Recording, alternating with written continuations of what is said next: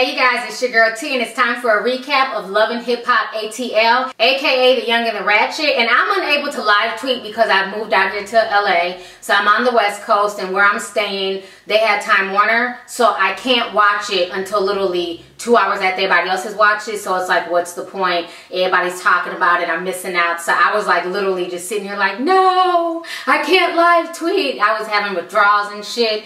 But it's all good. I can still do my recaps. How you doing? So let's go ahead and get started.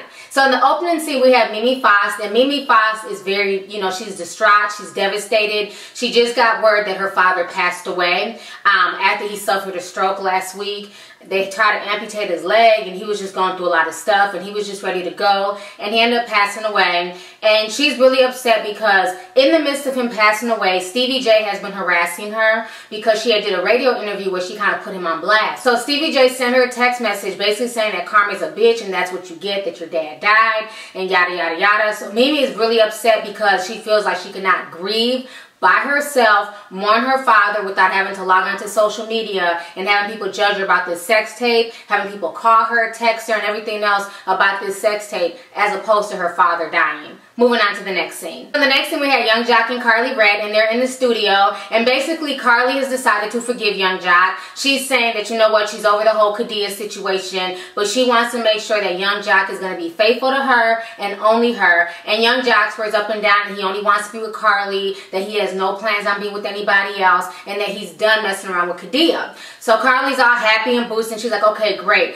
Now we can go ahead and make music. And Carly starts singing. She doesn't have a terrible voice, but she's definitely no Mariah Carey or Beyonce or Alicia Keys. So they're in the studio working, and supposedly Joc got her this really good record deal and got her in with the company out in New York. So she's super boosted by that. Moving on to the next scene. In the next scene, we have Benzino and Stevie J. Stevie just got done talking to Jocelyn, and, she feels like, you know what, Benzino's causing more strife in their household. He had no business exploiting Jocelyn and Mimi's situation for his magazine. So Stevie J agrees with Jocelyn and decides to go confront Benzino about everything. So he gets in, he's talking to Benzino like, yo, dude, we're supposed to be brothers. Why didn't you tell me that you were going to put Mimi on the cover? And how you going to put her on the cover knowing that you had Jocelyn on the inside? And Benzino's like, well, we kind of talked about it and I never heard back from you, so I just went with it because that was going to be more, attention to our magazine, more subscriptions coming to our magazines. I'm looking at this from a business standpoint. And Stevie J's like, you know what, I understand that, but you're causing a lot of tension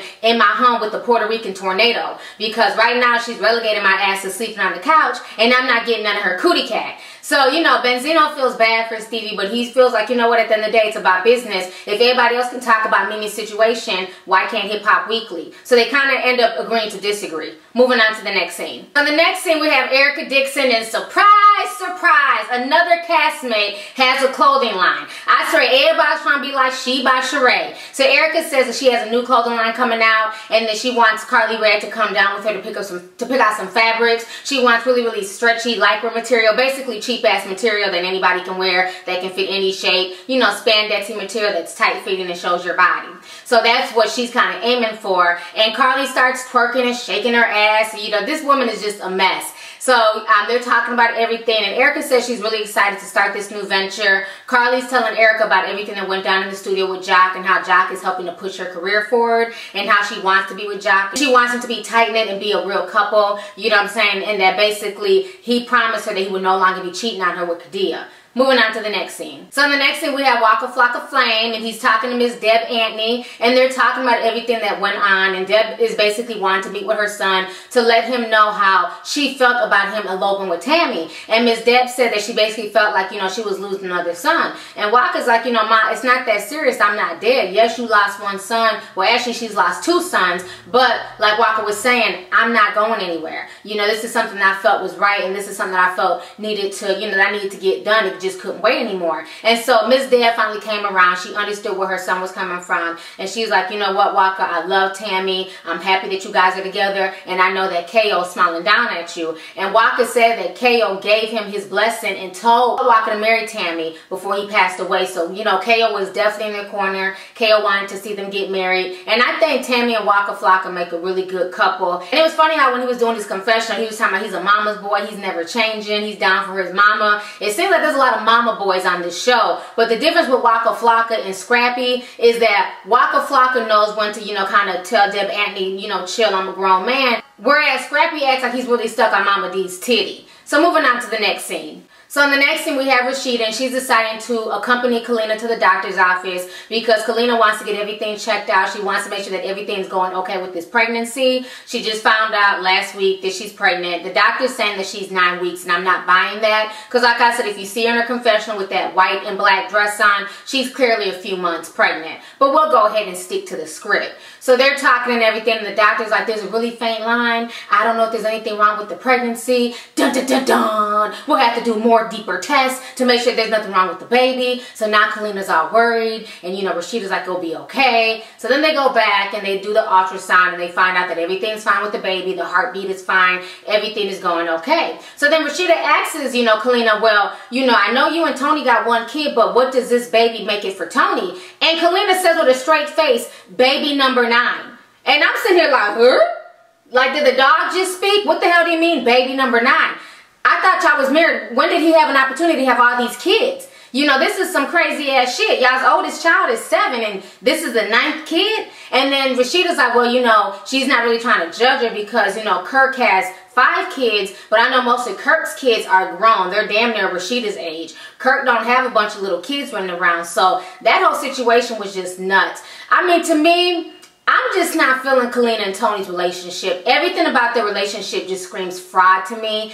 And I feel like she plays the dark-skinned Jezebel role. Like she's just so overtly sexual and she has to have sex all the time. Even when the OBGYN was telling her, you need to slow down on having sex because you might have a miscarriage with this baby, she then proceeds to ask the doctor, can she still use sex toys?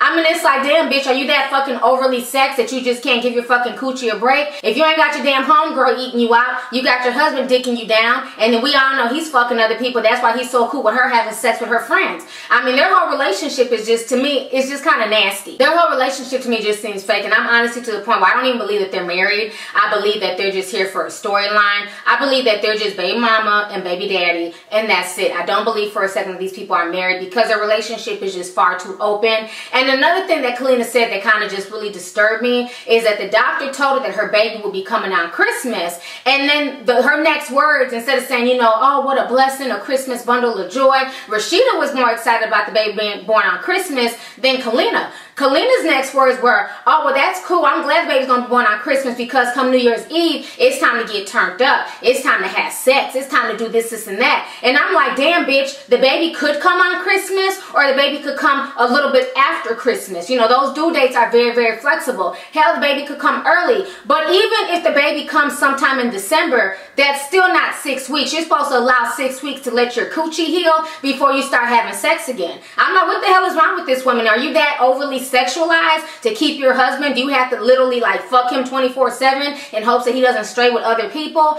Obviously it's not working if his ass has 9 babies by 9 different people. Moving on to the next scene. That whole scene was just disgusting and pissed me off. So in the next scene, we have Mimi and Ariane. They decide to meet up and chop it up. Ariane is being a real friend to Mimi, and even though she's being a real friend, I can't help but give Ariane the side eye because I feel like Ariane has no storyline besides trying to figure out what's going on with Mimi, Nico, and Stevie J. I wish we could meet her girlfriend. I wish we could find out more about Ariane because Ariane to me is drop dead gorgeous. So anyways, so they're sitting there talking and everything, and Ariane's basically telling her, you know, I'm really sorry about your father. I know how close you were. You know, I want us to just basically bury the hatchet. Let's stop arguing. I don't care about you and Nico. I want us to remain friends and have our friendship. And Mimi is just really happy. She wants Ariane in her corner. She wants Ariane to have her back. And so then Ariane tells Mimi that, you know what, I'm tired of Stevie J disrespecting you. I'm tired of him putting more stress on you. I'm going to go and talk to him and figure out what's going on. And Mimi agrees that Ariane should go ahead and do that. Moving on to the next scene. The next scene we have Kalenna and Tony, and they're basically camped out in this hotel room. Now this is a married couple who literally have been living in a studio for 3 years,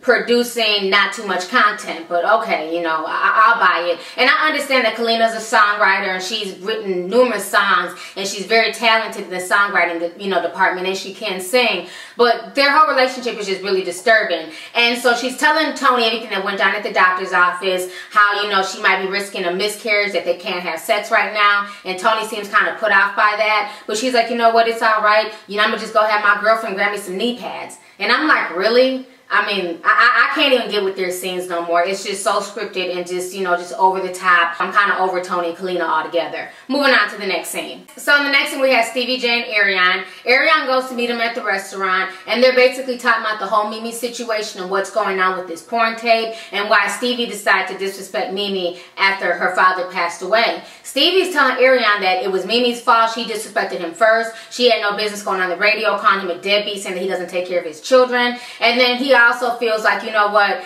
I've known Mimi for years. Mimi has been in the industry for years. She knows a lot of people. There's no reason why she's sitting here walking around with a Stevie J knockoff. She could do the sex tape with a football player, basketball player, producer, you know, a mega producer. Mimi has a lot of connections, and it makes no sense why she's settling. Now, I will admit I do agree with Stevie J on that part. Mimi is very well known. She's a hardworking woman. She's made her way through the industry. So I don't understand why she did that either. But Ariane said that she feels like the reason why Mimi did that is because she has very low self-esteem about what happened between her, Jocelyn, and Stevie, and she still feels hurt about that. And this is almost a way to get Stevie's attention. You know, sometimes as females do that. You know, sometimes as women, we do that. We feel like, you know, we're hurt. I'm going to show him. I'm going to prove to him. And you only end up hurting yourself. You know, that's like if your man cheats on you, and you know some females be like, well, fine, he wants to fuck around. I'm about to go fuck every dude in town. Well, you're not doing anything to hurt him. He's still going to be a man. Nobody's going to look at him like a hoe. Why make yourself look like a hoe to make somebody else mad?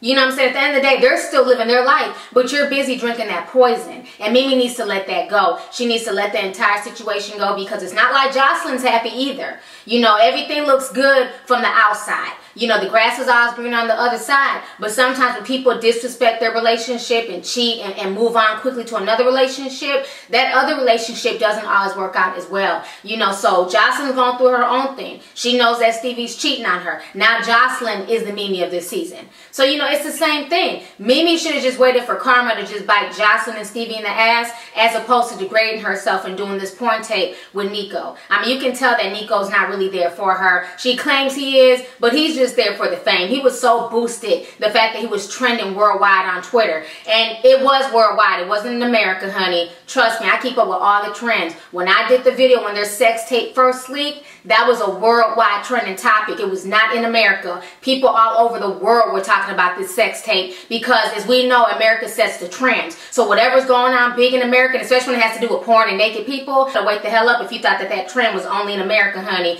It was all over the world. Mimi's ass has literally been seen worldwide, point blank, period. And that's not a good thing either.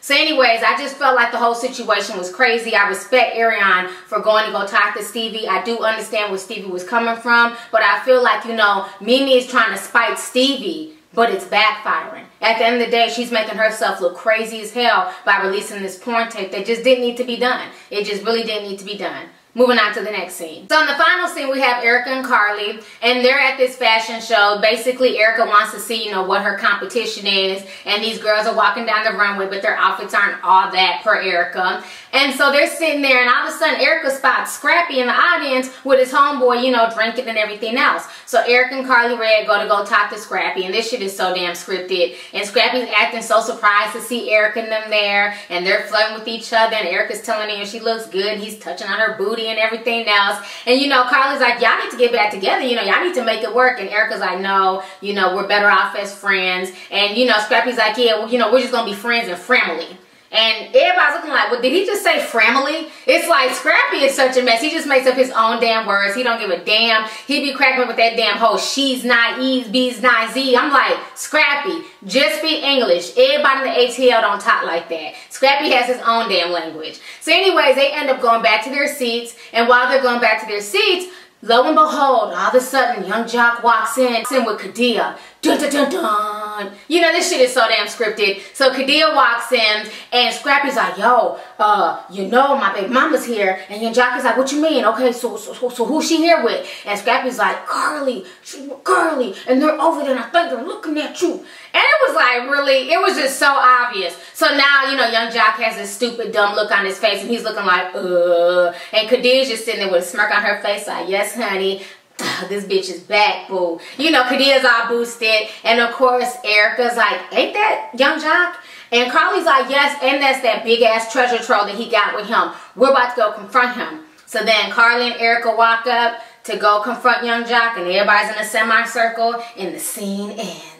See you guys next week to find out what happens on the next episode of Young and the Ratchet, aka Loving Hip Hop ATL. So go ahead and leave a comment. Let me know your thoughts on this week's episode. How did you feel about the episode? What was your favorite scene? And how did you feel about the drama going on between Stevie J and Mimi? And how did you feel about that scripted ending with Young Jock, Carly Red, Erica, Lil Scrappy, and Kadia? Go ahead and leave a comment. All right, deuces.